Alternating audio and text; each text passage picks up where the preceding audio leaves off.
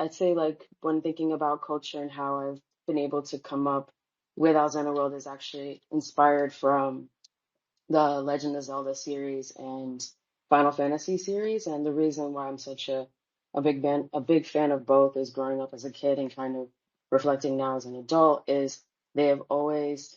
they've always like focused on bringing cultures together for a greater purpose. You know, that's the way I've seen both games now. And I think it's so subtle, but it's so powerful at the same time because you kind of get to learn a character's identity and you learn why some characters may not get along at first, and it's comes down to misunderstandings and lack of sort of knowledge of a place. And I think what's beautiful with what I've worked with Jonathan in the past, through Mega ETH and through the OG Rarible.com with my Alzena draws when we had Alzena versus Halloween, and kind of highlighting this aesthetic of Afrofuturism and tapping into what fantasy looks like in different characters in different realms. And one thing I think gaming is now starting to really push, even Web3 and Web2, is diversity is a choice, and you can actually educate people with strong character and story development. You can actually get people excited, and the biggest part of this also is now that I'm also like an older sister, like an older late sister, just because like now I have a younger sibling when I'm in my 30s. And one thing I've noticed is this younger generation really want to see themselves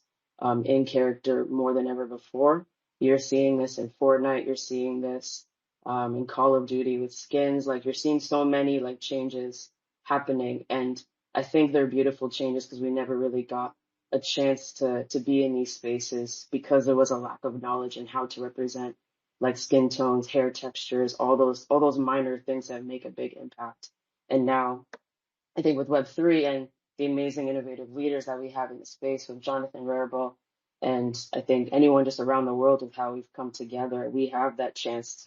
to really tell our stories. And for what I represent, for the Caribbean, for and collaborating with artists on the continent to expand their voices, I think this is the space to do it because what better way to tell a story than it coming from your own voice and your own experience. And that I believe is when I continue building these art projects. And eventually my dream is to make a game that embodies these elements. To me that's the dream and that's the goal because there's nothing more powerful than actually making a game that has that progressive mindset of culture, but also an exciting factor of, those gamified elements and being able to explore and be excited by a new world that comes to you.